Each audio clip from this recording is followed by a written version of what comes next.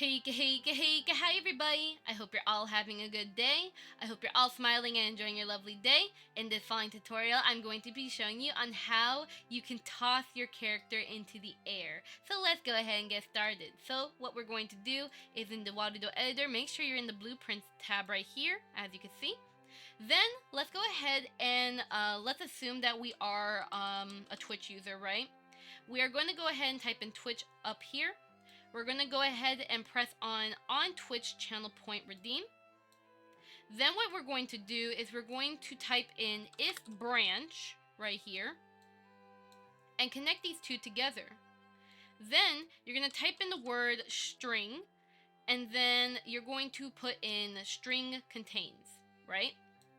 Now what we are doing is we are defining the name of the channel point for Warudo to know that if the channel point is redeemed and the condition, which the reward title will be, let's say, Yeet streamer, then we're going to connect the output boolean over here. So we're telling if the channel point named Yeet streamer is true, or that if it is this case, then if it is true, what we're going to do is we are going to activate the ragdoll. Ragdoll will allow us to be able to have our character yeet in the air. Make sure to set the character up to yours, and then you can go ahead and adjust these settings accordingly. So basically these allow you to fine tune how far you want your model to move, basically, like how far it should be yeeted. So X will be how forward, how left and right, Y will be up and down, and Z is side to side. So we can go ahead and mess with these values basically to whatever. And then what we can do, I'm going to zoom out, is we are going to test it by pressing on the enter button. And then, oh no, we have a problem here. While our character did the yeet, it went through infinity. How do we fix that? I don't want my character to be like that. So there's actually a way to fix that. Now, what we're going to do is we are going to go into the Discover tab right here. Then what you're going to do, right, is you're going to look for floor on the search bar right here. And then you're going to look up Floor Collider. Now you're going to press on the button that says subscribe here. This is free, of course. So you just press on subscribe, and then you could be able to have the prop for the collider. Allow me to show you how to set it up. Now I do have my own since I am using Nilotune here, but basically you're going to go into your assets once you subscribe to that. You're going to press on the add asset button here. Then you're going to add a prop basically. And then what you're going to do is you're going to go to preview gallery once you have it subscribed, and then you'll look up floor. Now again, I have my own floor here, but for you, you would download it from the Discover tab, and then you would load it here in the props basically. For my case, I'm going to go ahead and hide mine here. The collider that you download from Discovery should be hidden by default. If not, then you would go to meshes and you would hide it here. If of course you want for testing purposes, you can of course enable it under meshes if you want to see like making sure like the floor is big enough. Now I'm going to tell you this, please do not be that type of person that just spams a lot of thousands or zeros here and just do that. It's very unreasonable, and it does kind of put some strain into Warudo. At best, you could put it to 50-50-50. Unless you have a whole city in Warudo and everybody's living in there. Otherwise, please don't put the number too high. It will probably put some strain in Warudo. So please make sure the number is reasonable. And then basically with this collider, of course, please make sure also that the collision detection is enabled. And then you can basically go ahead and press enter, and your avatar can actually fall on the floor basically, as you can see. So now it's no longer going through the freaking infinity time, whatever the heck, galaxy. And of course, again, you can play with the values more. So if you felt like that was a little too weak, you may want to crank up these settings so high. I'm gonna crank them up and be crazy.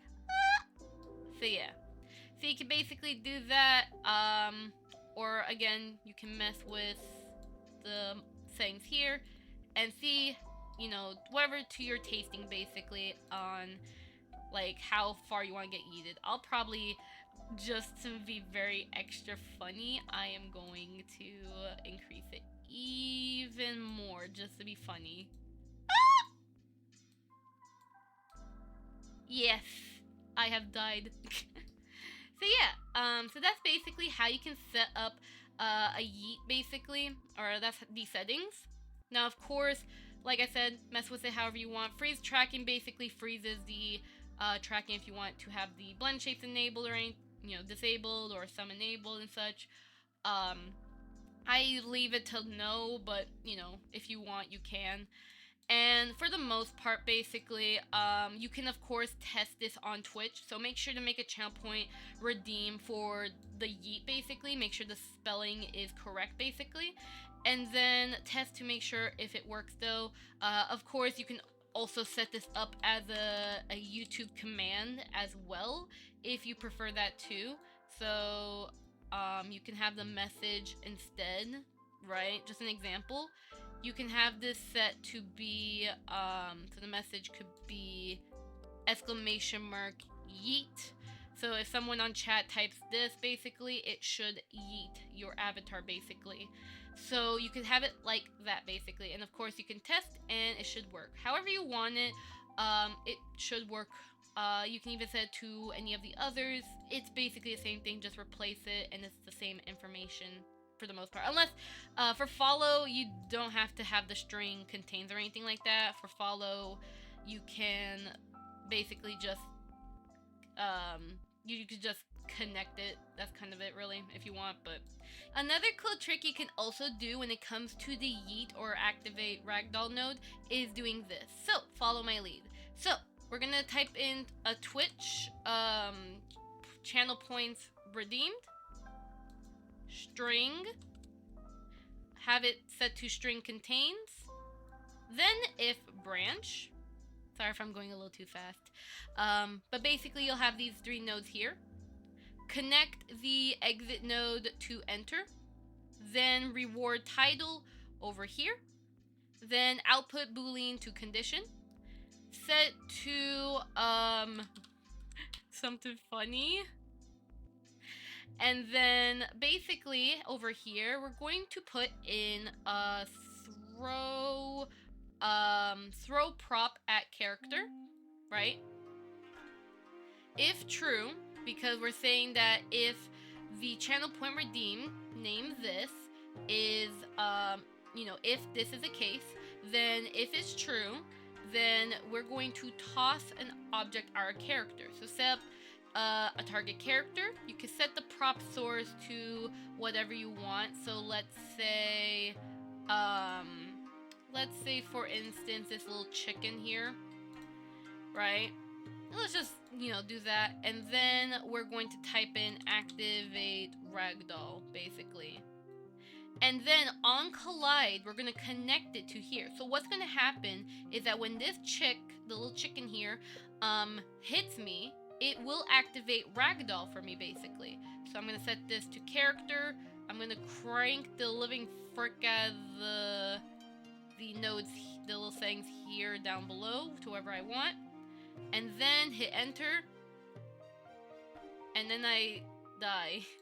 Also, I forgot, because this is a re-record take, forgot to put the collision detection, so make sure you have that on, of course, and then throw prop at character, and then it'll actually react to the floor basically. So yeah, so that is at least like a quick trick regarding how you can have it where if something is tossed at you or anything like that, you can have activate ragdoll, or even if you are using the health bar node or the health bar prop from Feline, you can especially have it where when the health is of course depleted, which I don't have the prop yet, but you can basically have it where when the health depletes, is depleted, you can have it where activate ragdoll and you die. So yeah, so you can also do that basically. Yeah, but either way, that's how you can set up the yeet redeem, or, you know, ragdoll, you know, tossing your character in the air basically. So yeah, but either way though, I hope that this tutorial helps you out. And also one last thing, disable the mesh here. So the mesh will be hidden, but the collision will still be there. All right. Either way though, I hope you guys have a lovely day, and I'll see you guys next time, okay? Bye bye! Thank you to all my Snowflake members. In case you don't know, I have YouTube membership, so if you want to further support this channel and what I do, then feel free to join the Snowflake members. Otherwise though, just your support means so much to me, and I appreciate every ounce of it. Either way though, with that being said though, hey, bye bye everyone! I hope to see you guys next time, okay? Bye bye!